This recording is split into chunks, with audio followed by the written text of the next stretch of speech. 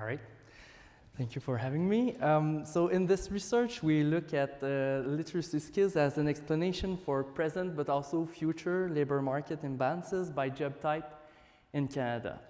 So usually when we analyze labor force supplies, we think of it in terms of education, in terms of the highest diploma immigrants have, or the people have, the whole workforce, and also the number of years of education that the workers have. And we assume that if education increases, that the skills will increase as well. But we've been observing recently that education is not a perfect indicator of skills, and that's especially true for immigrants.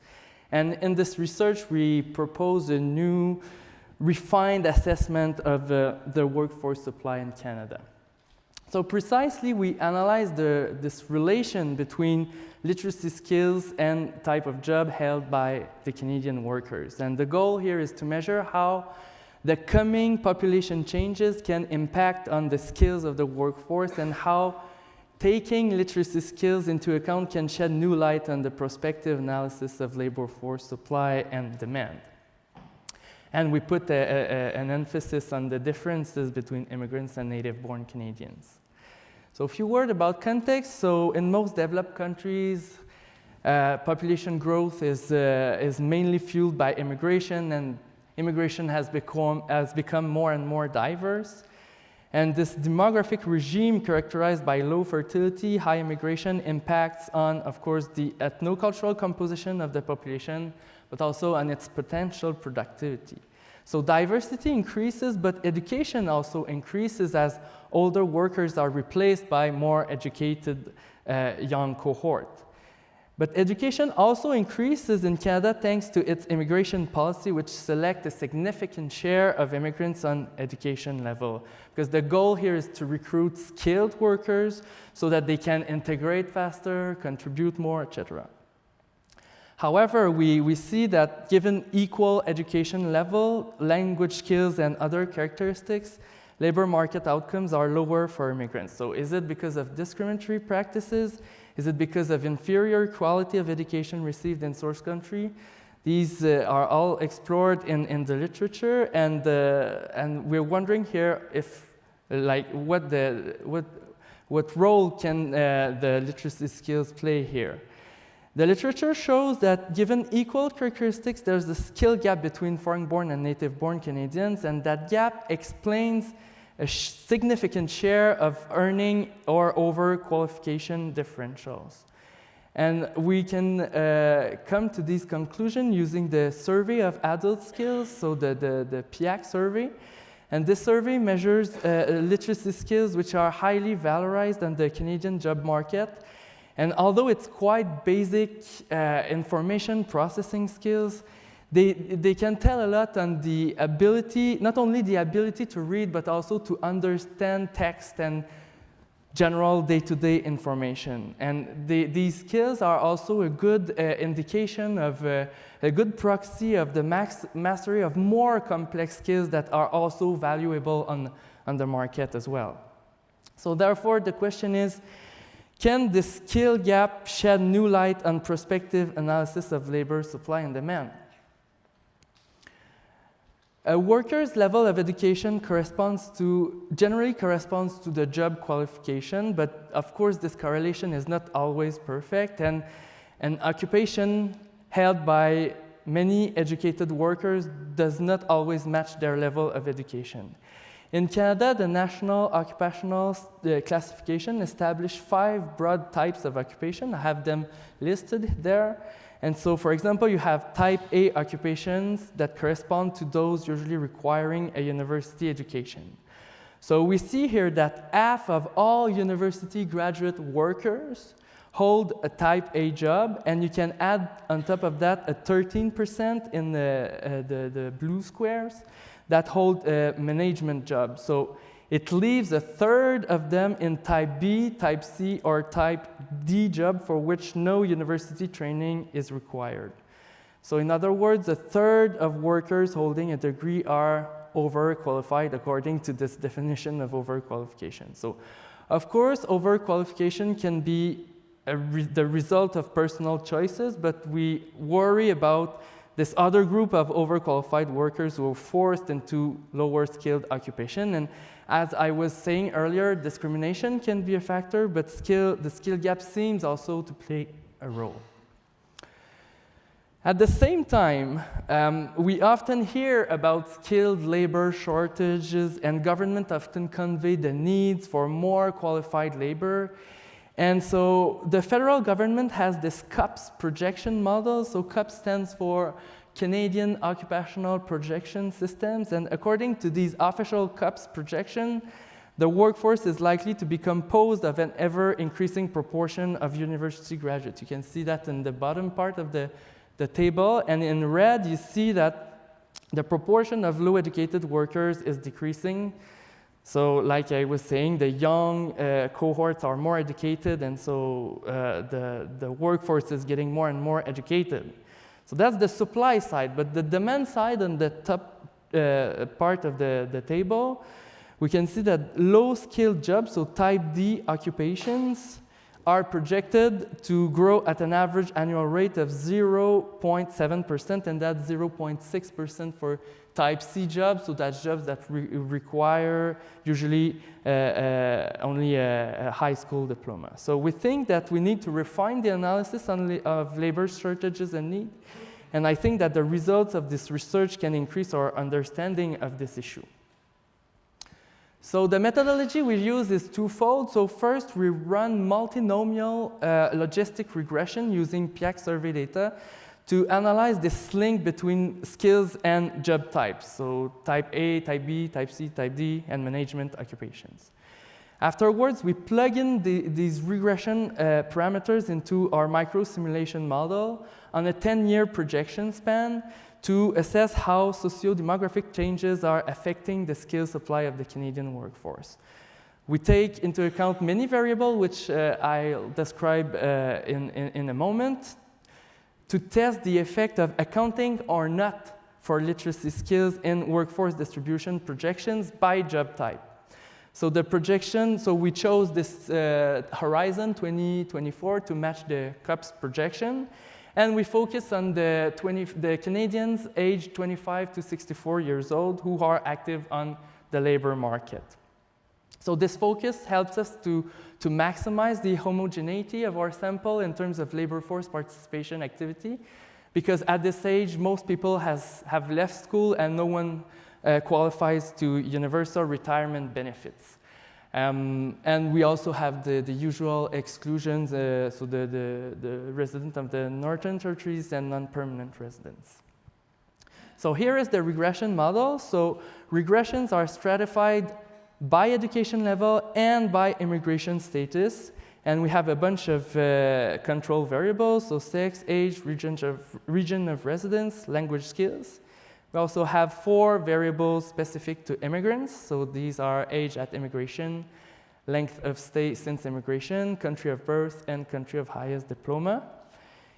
And of course, in red, we have the literacy level, which tells us how well people use information to function in society, and we test the effect of accounting or not for this variable on our projection results.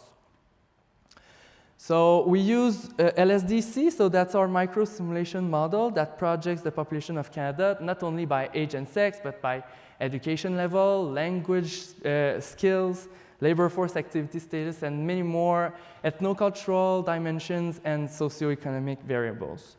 So basically, how it works, we take a representative sample of the population, of the actual Canadian population, and then we simulate the life of each individual one by one. So we put them at risk of dying, of having a child, of migrating, of graduating, etc. And their characteristics are updated through these events. So we call them dynamic model. We used LSD-C's baseline scenario. So basically, it's the most plausible hypothesis regarding the future evolution of the population. And we use the PIAAC survey data to project not only their literacy skills, but also the type of occupation. So like I said, we plug in the regression coefficients to test the effect of accounting or not for literacy skills. So of course, it would be a bit tedious to present the hundreds regression coefficients that we've got from the multinomial analysis. So what I did is that I summarized all of them in this snapshot where we have the predicted probability of working in one of the 5 job types according to immigration status. So the blue curve is for the native-born Canadian, and the orange curve is for immigrants. On the vertical axis, you have the predicted probability of holding a certain type of occupation, and on the horizontal axis, you have the literacy skills. So you can see that as literacy increases, the probability of holding type C and type D jobs decreases, and this trend is more or less the same for native-born and foreign-born Canadians. And I remind here that all control variables are applied.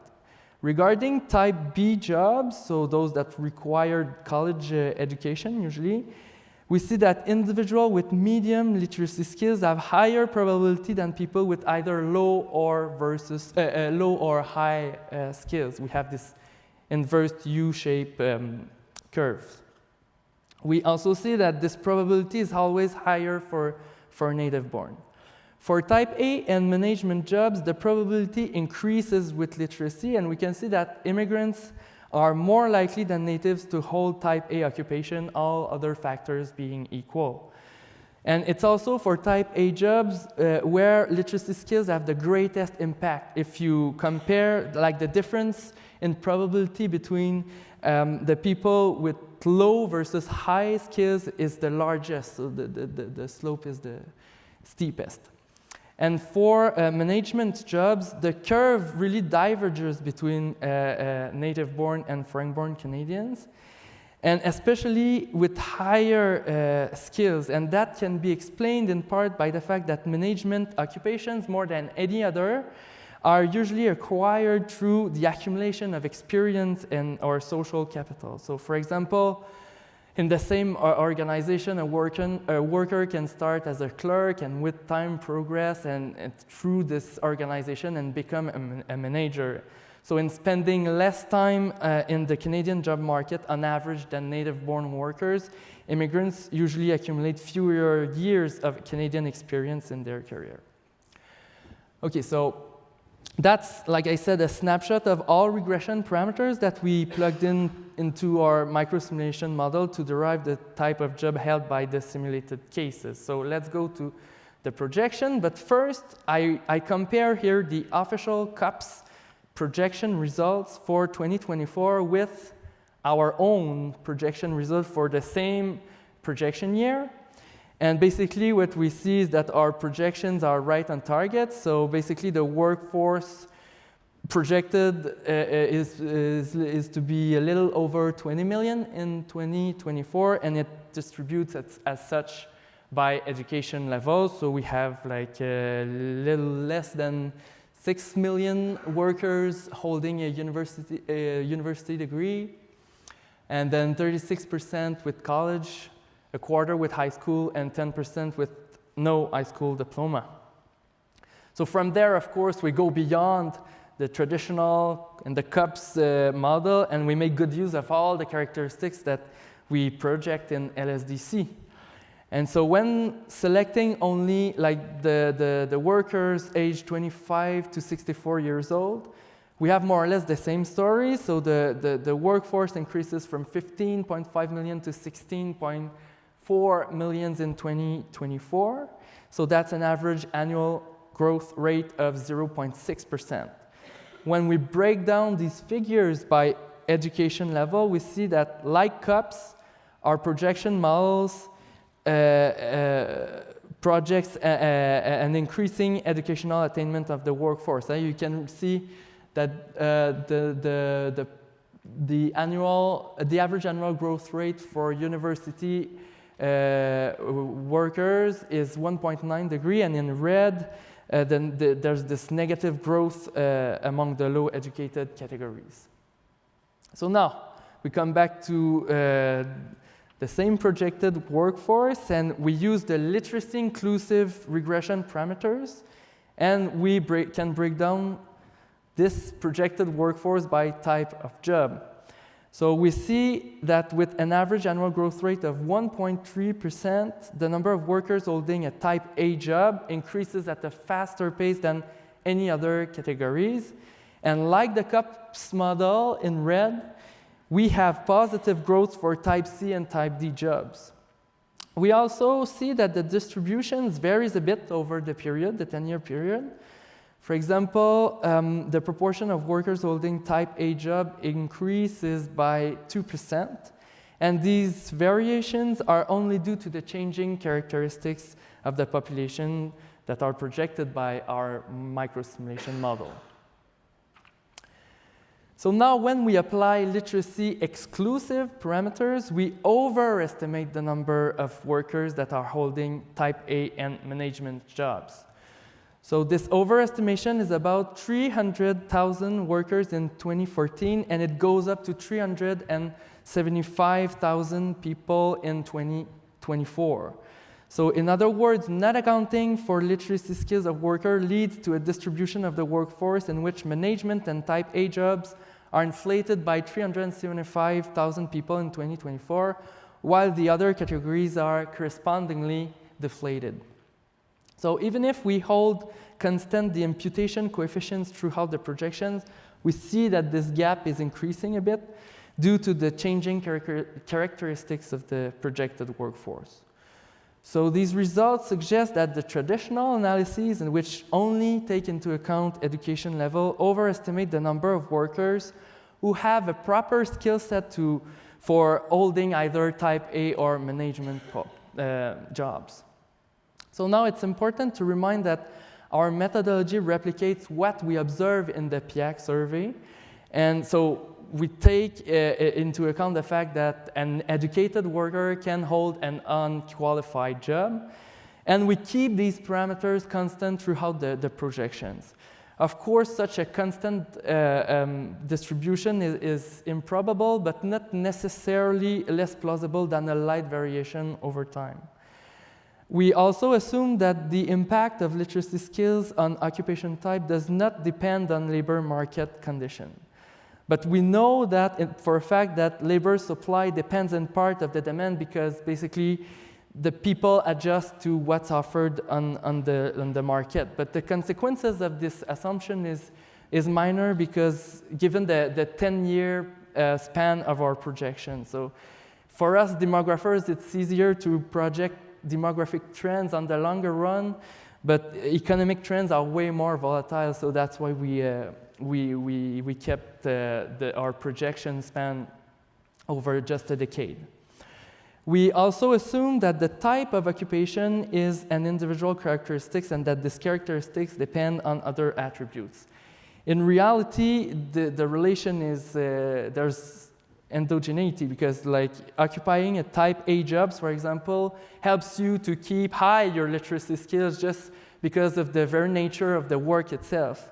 But we also know that the skills actually influences the type of occupation held. So, but anyhow, both explanation goes in the same direction, and our results makes no exception to that. If you remember our predicted probability, the more the literacy increases, like the probability of holding type A is higher among people with high literacy skills, all other factors being equal. In conclusion, ignoring literacy skills leads to an overestimation of the number of highly skilled workers. And I think that this overestimation reinforces this idea that Canada attracts highly qualified immigrants, but then fails to create the conditions under which they can fully realize their potential once settled. But when we factor in literacy, the situation is a bit different. Education is no longer a good indicator of the actual skills that are valuable and sought after on the job market. And more direct measures of skills, I think, are better adapted, especially to this actual context of ethno-cultural diversification of the population. So to improve the integration of immigrants, I think we should improve their literacy skills to to tackle like this issue of the skill gap and try to reduce the gap that exists between the native and the foreign-born Canadians. And that can be done through language training courses, by lifelong learning, for example. And I think that closing this gap is important for everyone, but also increasing the basic literacy skills of everyone is important, because these skills are so crucial nowadays in our knowledge-based societies that we should not leave anyone behind. So that's it for me. Thank you very much.